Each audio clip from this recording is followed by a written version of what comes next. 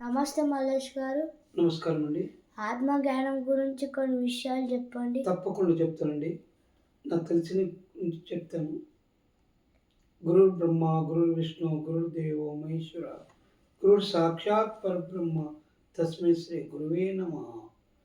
ఈ విషయం తెలవాలంటే మొట్టమొదట మనము బ్రహ్మ జ్ఞాని అయిన సూత్ర బ్రహ్మేశ్వరుడి దగ్గరికి వెళ్ళి మన మన రహస్యం ఏదైతే మనం ఎక్కడి నుండి వచ్చామో, మనం ఎక్కడ వెళ్ళాలి, అప్పుడు మనం ఈ గురుద్వారా తెలుసుకోవాలి.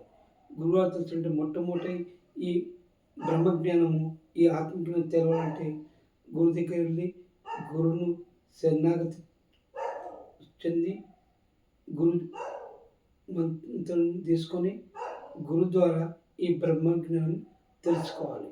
అంటే గురువు మీద విశ్వాసం పెట్టాలి, గురు మంత్రం మీద విశ్వాసం పెట్టాలి, గురు వాక్యం మీద విశ్వాసం ఉన్నప్పుడే ఈ బ్రహ్మజ్ఞానము మనకు వంటపడుతుంది. అప్పటి వరకు వంటపడదు. గురువు దగ్గరికి వెళ్ళేసి గురువు చెప్పింది శ్రవణం చేసి, శ్రవణం చేసిన దాన్ని మననం చేసిన దాన్ని నిధిదాస చేసినప్పుడే అప్పుడు బ్రహ్మజ్ఞానము వంటపడుతుంది. ఈ బ్రహ్మజ్ఞానం అంటే ఎక్కడో బయట లేదు, ఎక్కడో కొండల్లో లేదు, ఎక్కడో గుడులు లేదు, ఎక్కడో మసీదులు లేదు, ఎక్కడో చర్చి లేదు. ఈ బ్రహ్మజ్ఞానం అనేది గురువే, దేవుడే గురు రూపంలో చేసి ఆ చైతన్య స్వరూపుడే గురు రూపంలో వచ్చి మనము బ్రహ్మజ్ఞానము మనం తెలుపుతాడు. కావున మొట్టమొదట మనం గురువు దగ్గరికి వెళ్ళేసి గురువు దగ్గర శరణాగతి చెంది అప్పుడు అతనితోని బ్రహ్మజ్ఞానం తెలుసుకోవాలి. మన గురువు అప్పుడు చెప్తాడు, ఈ కర్మేంద్రియం ఏంటిది, ఈ జ్ఞానేంద్రియం ఏంటిది, ఇది ప్రాణాలు ఏంటిది, 5 ప్రాణాలు, 5 కోశాలు, మనసు, బుద్ధి, చిత్తం, ఒక్కొక్క దాని గురించి వివరంగా గురువు ద్వారా తెలుసుకోవాలి. గురువు ద్వారా తెలుసుకున్న తర్వాత అంటే గురువు చెప్తాడు 5 కర్మేంద్రియాలు ఏమిటిది, 5 జ్ఞానేంద్రియాలు ఏమిటిది, 5 కోశాలు ఏంటిది, 5 ప్రాణాలు ఏంటిది, మళ్ళీ మనసు, బుద్ధి, చిత్తం, తర్వాత పరమాత్మ. ఈ 24 గురించి గురువు దగ్గర కూర్చొని గురు ద్వారా మనం శ్రవణం చేసిన తర్వాత దాన్ని నిధ్యాసలో పెట్టాలి. అప్పుడు అది బ్రహ్మజ్ఞానము మనకు తెలుస్తుంది.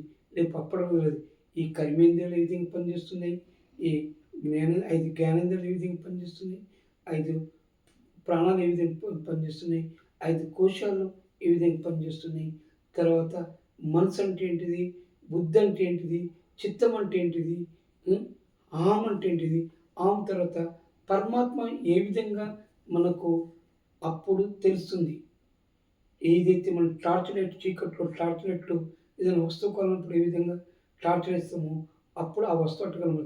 అంటే ఈ పరబ్రహ్మ చైతన్యము ఓ టార్చ్ లైట్ వంటిది. అంటే మొట్టమొదట ఈ చైతన్యము ఫస్ట్ ఆమ్ మీద టార్చ్ చేయడం జరుగుతుంది. అప్పుడు ఆము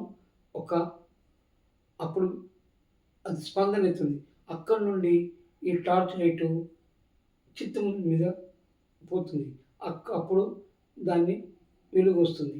అక్కడి నుండి బుద్ధి నుండి మనసు నుండి ఈ బాహ్య ప్రపంచం లోపల మనము ఈ 5 కర్మేంద్రియాల ద్వారా, 5 ప్రాణాల ద్వారా, 5 కోశాల ద్వారా మనం చేస్తుంది. దీన్ని జీవాత్మ అంటారు.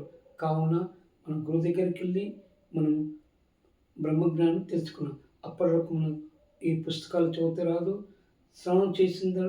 శ్రవణము చేయడం ద్వారానే వస్తుంది తప్ప ఇతరత్ర ఏ విధంగా రాదు. గురుముఖంగా కూర్చుండి గురువు ద్వారా ఈ బ్రహ్మజ్ఞానం తెలుసుకోవాలి. అట్టి పరిస్థితులు మనకు రాదు, గురు ద్వారానే వస్తుంది. కావున జై గురుదేవ్. మన గురు దగ్గరికి వెళ్ళి ధ్యానం చేసుకొని ఇవన్నీ తెలుసుకుంటున్నప్పుడు ఈ బ్రహ్మజ్ఞానం మనకు ఉంటబడుతుంది.